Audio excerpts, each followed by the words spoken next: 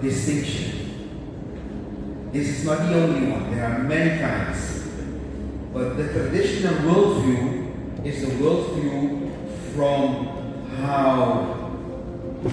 within Banten itself sees Cimande and the bush. That is your view. The modern worldview is how Europe, all other countries in the world look at Cimande and the bush within Banten. And then we have a postmodern worldview. Postmodern meaning that beside the modern worldview, people went past how we can do it in a better way. For example, people would like to learn Cimande and the bush from AI. They want to learn from WhatsApp, from YouTube, from TikTok. That is the postmodern worldview. They see short movies, they say, I already know about the bush, I already know about Cimande, so they know everything. And then we have an integrative worldview, where all these ways of looking at it come together. Oke, ini dalam perkuliahan ini yang akan disampaikan ini dia akan perspektifnya dapat perspektif yang pertama tradisional, kedua modern, ketiga postmodern, kemudian integratif, ya kan. Singkatnya aja, tradisional itu kalau kita melihat tadi bilang orang Banten atau orang Banten sudah selesai itu sangat tradisi. Kemudian berkembang modern, kita belajar kan tambahan-tambahan dari luar, tambah lagi bagaimana. Nah, yang ketiga kemudian tadi disebutin bagaimana cara baru sekarang. Oke, sekarang kita dari yang lain ya, pakai AI, mungkin pakai apa tadi TikTok. Yang apa sih ini Cimande, apa sih ini Debus? Nah, sekarang ada lagi yang keempat itu yang disebut dari integratif. Jadi dari pandangan dunia secara keseluruhan. Ini sudah continue. Besides these perspectives of worldview, there are others. There are, for example, the worldview from within Asia, the worldview from within Africa, the worldview from South America. Ya, jadi pandangan dunia ini macam-macam. Dunia yang mana nih? Apa dunia dari orang-orang Asia, orang Cina mandang Cimande Debus sama orang Eropa beda nih. Ya kan? Jadi dia membagi-bagi tuh, orang Amerika Selatan beda lagi. So every country or part of countries in the world have their own way how they view it, how they see it, how they talk about it. Jadi setiap bangsa itu mereka masing-masing akan punya caranya sendiri untuk melihat satu tema ini, terutama tentang Cimande dan Debus ini. I have 15 slides more, so I'm trying to manage it within time. Ini sebenarnya masih 15 nih, 15, oke. Okay, so I hope in the back you can read this part also. This is the rationality. We are at the university, so we are going to give it a little academic approach. So, to truly draw a Western or Eurocentric audience into the worlds of Cimande and Bush, the greatest challenge is how are we going to bridge the gap? Some use TikTok, some use YouTube, several things. So there is, and this is the terminology that is used in academic words, academic approaches, that Western Cartesian rationality, that means the strict separation of body and mind, body at one side and mind at the other side, and the holistic, at the other side, the holistic, descriptive reality of these Indonesian traditions. When you're going to describe Cimande or the bush, you describe it from your experience. When somebody from Europe who has never seen it, they only look at the YouTube movie, they are going only to say what they see, not what they feel. Nah ini pembahasannya agak sedikit akademis ya, mohon perhatiannya sedikit gitu kan.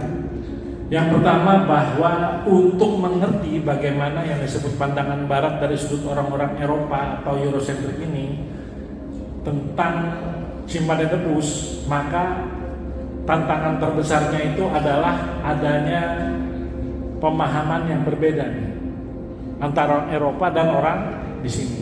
Sebagai contoh, kalau orang Eropa itu kata Prof. Randy ini, pikiran itu selalu menggunakan rasionalitas, harus masuk akal, harus pakai nalar, ya kan? Nah, jadi dia dipengaruhi oleh Cartesian, ya kan?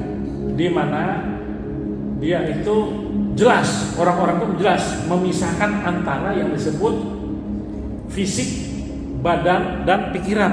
Ini dua hal yang berbeda tuh. Sementara orang-orang kita, orang-orang Indonesia itu menganut satu kesatuan, jangan dipisah. Ya kan? Orang-orang debus itu akan menceritakan rasanya memainkan debus. Gimana tuh rasanya mainin debus? Ada rasanya kan? Bukan pikir pakai otak, oh saya akan pakai otak saya menjelaskan bagaimana.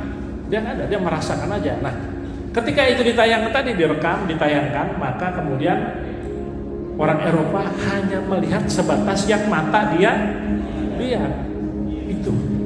Itu aja. So I'm saying at this part, we're talking about embodiment and phenomenology are two very well-known philosophers, Merleau-Ponty and Bourdieu. The second is anthropology of the body and performance studies. The one who talks about it from a European, Western perspective is Richard Scheffman. And the sociology of religion is Max Weber and Emil Durkheim. I think it's very interesting. If you want to read up with it, you can look up these persons. So, the history of the Cimande region, that's the way they write it, is deeply intertwined. Second, we are going into Cimande, the anatomy of cultivation. Third, the liminal space, and liminal, the word liminal means the threshold state. It's the way where you are between what you do and what you experience of invulnerability. This kekebalan. On the left side, you see the Eurocentric and modern paradigm, and on the right side you can see the traditional indigenous paradigm. Underneath it's very in small words written, but I hope you can see it. So from the Eurocentric, it is left versus right. So sports science and biomechanics, that's how they view it in a Western way. They are looking at commercial gyms, you have to pay, and it's monetizing, it's about money. And it is individualism, so everybody is by its own, and social media. The modern way of education needs to answer by himself. And the second one is we need to, and that's important, decolonize the mind. Decolonizing the mind means, like my brother here told me, he's not going to speak English because it's not good. So the Westerns, because we are going to oppose. So Western system often view martial arts as a tool to dominate somebody else. While the Cimande and the Bush paradigm teaches how can you master your own nafs. And so this is the key situation. So it's not about olahraga only, it's also about olarasa. Yes, so how do we gain, how do we proceed in this part? Jadi salah satu tantangan dari yang jelas aturan pertandingan yang berkembang di Eropa itu berpengaruh kepada pertandingan silat yang ada di Indonesia, ya kan? Karena ketika bela diri tradisional itu dikonversi, ya kan, dan tradisional menjadi modern, ya kan? Modern tadi Randy udah bilang kalau modern tuh ujung-ujungnya apa? Duit. Lebih lagi dalam tulisannya dibilangin apa? Bahwa sebenarnya bagi orang-orang Barat seringkali bela diri itu sebagai alat untuk mendominasi para lawannya. Nah, satu sisi apakah diterima atau ditolak ini? Ya kan, kita terisi, kita jangan ikut yang apa namanya, yang modern nih, karena ini komersil gitu. Nah, oleh karena itu ini salah satu isu yang harus dituntaskan nanti, mungkin Pak Mufti ngadain sendiri lagi acaranya, ya kan? Nah, di mana sebetulnya dibilang tadi kalau pertandingan terbesar ini bagi orang-orang tradisi bukan soal lawan orang lain nih, tapi melawan egonya sendiri ini.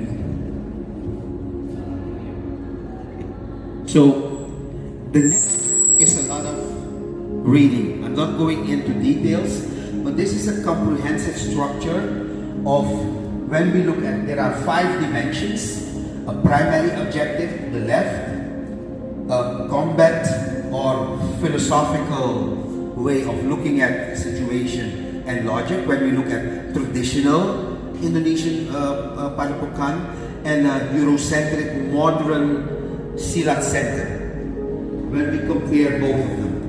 So primary objectives of both, the combat philosophy and the logic, the instructional methodology, which is also different. I'm not going into details now, but and the 4th one is the social framework, where traditionally it's about community, it's about support, while on the other side it is commercial, and from a spiritual and ethical anchors, it's about monotheism and ancestral rituals. And at the other side, secular, ethical, universal. So this is just an overview of everything. I'm going to finish with the last one first. So I think everybody understood this part. Yeah? And I want to thank everybody for their attention, and terima kasih atas perhatian Anda. As we say in Bahasa Indonesia, I can still read that part. That's okay. So it is about preserving cultural heritage. It's not just about remembering the past, but building a bridge to the future of our world. That's what we want to do.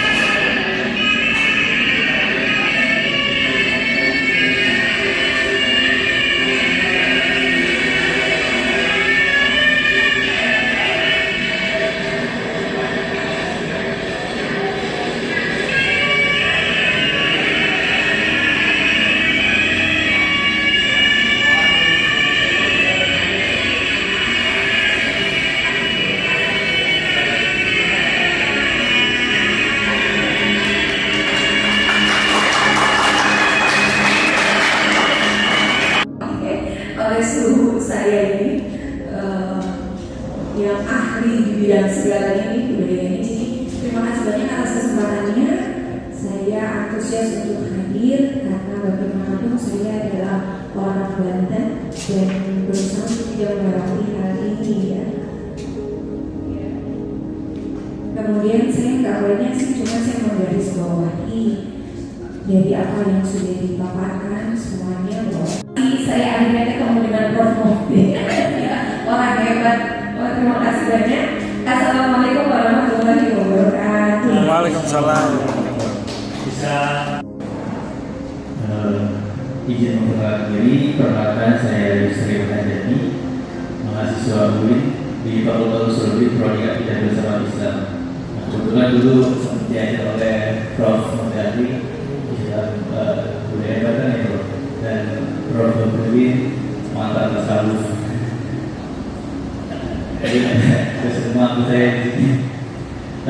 Terkait tema hari ini saya ingin mempertanyakan tentang tadi Pak Materi menjelaskan dari sudut pandang orang luar ya, menjelaskan itu dari sudut pandang orang luar bahwa orang-orang Barat menjelaskan secara dilihatnya harus berdasarkan rasional, lalu pokoknya dia secara rasional. Nah, di dalam diskusi ini saya ingin bertanyakan apabila keilmuan sains itu tidak bisa menjawab debus ini, tidak bisa menjelaskan debus ini, apakah bila tidak bisa diilmiahkan, tidak bisa dijelaskan secara ilmiah, debus ini tidak rasional gitu? Ataukah karena keterbatasan rasionalitas keilmuan sehingga debus ini tidak bisa dijelaskan? Bisa ditangkap nggak Pak? Ya, konsepnya mudah nanti. Dan satu lagi Pak, tentang tadi kan yang dipresentasikan tentang penelitiannya. Nah, saya pengen tahu metode penelitiannya melalui mendatangkan apa? Ya, terima kasih. Kan metode penelitian itu pakai metode apa?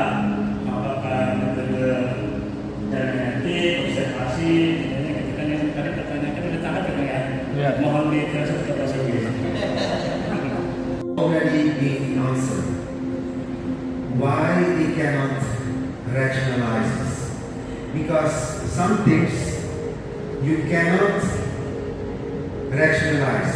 If we say electricity, we can see that the lamp is on, but we cannot see the electricity. We believe the electricity is there. So Iman is very important. If you don't believe, it won't work. And the basis for Iman is taqwa. So if the taqwa is there, the Iman can grow and the tawakkul will be more complete. So this is from the perspective of Islam. We say also, وَتَوَكَّلَ اللَّهِ وَكَافَ بِاللَّهِ وَكِيلًا. So the one who believes, Allah will make his feet firm. So the one who does not believe, Allah will give another protection. And this is the difference between those who only rationalize and those who believe in the heart. So that's one difference. I hope I gave the question, the answer to it. And my methodology that they use. Let me translate first one. Perlu di-translate ya, cukup. Ya? Oh ya. Nampaknya ada ilmu batin ya, ilmu yang tak kelihatan dengan berbagai macam amalan-amalan atau yang dipakai seperti tidak sebagainya. Nah, kalau terlihat zaman dulu Nabi Ibrahim itu kan api jadi panas. Lalu di luar alam itu, sesuai dengan hukum boleh dia melakukan. Kita sebenarnya tidak ada hal yang dimakan.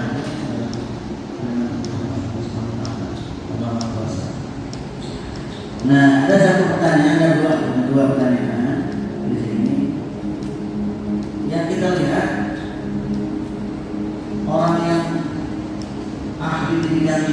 debus di orang Banten ya? Apakah bisa gitu orang Banten? Bisa akhirnya debus bisa nggak? Bisa. Belajar. Nah berikutnya, ini mungkin yang menyangkut sejarah.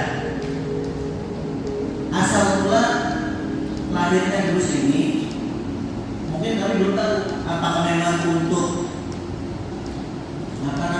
melawan penjajahan misalnya, atau mungkin sekedar kesenian gitu, untuk hiburan masyarakat, atau apa? Saya belum membaca ya sejarah munculnya lahirnya debus. Terima kasih. Wassalamualaikum warahmatullahi wabarakatuh. I want to practice my English as well. My name is Rumi. I am writer from Pontang. So there is a saying, do not claim as a Banten people if you not ngaji and silat. There a saying is from colonial time and the ancient kingdom time. But now in the liberty of Indonesia, is the culture of ngaji and silat is gone little by little. There is why the independence time now, the culture is more likely gone, disappear, because we would leader were never accelerate of the richness, cultural wisdom to continue, such as from Lutut to Cengkir, Dugang, Kelapa, Coconut. From Cengkir, Natut, Coconut to Durian, and the Durian is suffer. Is so natural. That is why the Banten is different from Jawa Barat. Jawa Barat, the culture is good because the model of the pembangunan, the environment of the territory of government from down from south, but in Banten from top to down, such as IKN, Ibu Kota, the new capital, the road, the bridge, not from the people. That is why the culture of silat energy. There is many of now generation Banten not knowing what's your silat. I don't know. The silat is one of spiritual. The spiritual no, the silat is no. Apalagi ngaji, there is from me. I'm sorry if my English is terrible. Assalamualaikum warahmatullahi wabarakatuh. Keterangan tentang debus dari Prof. Randy. Jadi intinya debus itu yang saya pahami dari beliau itu sesungguhnya amalan tarekat karena bisa berhasil efektif tadi kebal dan seterusnya, itu bukan tujuan, tetapi itu sesungguhnya buah dari tawakal, ikhlas, tirakat, artinya mengamalkan diri dan zikir, berserah diri. Dan menurut saya ini sangat agamis sekali. Saya beberapa belas tahun yang lalu diminta pendapat oleh pengambil kebijakan di Banten tentang apakah debus itu seni, olahraga, atau apa. Saya waktu itu belum paham debus, meskipun ya sering melihat debus, kemudian lahir di kalangan yang banyak praktisi debus. Begitu tapi setelah penjelasan dari Prof. Randy, ternyata debus itu memang satu praktek yang menurut saya sangat hebat. Intinya ikhlas, intinya tawakal, intinya berserah diri, intinya latihan olah rasa, olah pikir, olah fisik, dan hasilnya antara lain meskipun itu bukan tujuan tadi kekebalan dan seterusnya. Prof. Randy, saya terima kasih kepada Kang Haji Ayat dan para praktisi debus. Yang ketiga, ini saya mohon izin Prof. Randy, I ask your permission that the paper we can share for the follower participant of this discussion. Dan yang terakhir tentu saja kami ucapkan terima kasih atas partisipasinya. acara ini disiapkan. Beliau ini kebetulan. Apakah misalkan Cimande dengan Debus ini potensi untuk masuk akademi ini bisa nggak kira-kira kok? So according to your opinion, what is the potentials of Cimande and Debus to become also the syllabus within the academic or in the university? What do you think, brother? Yes,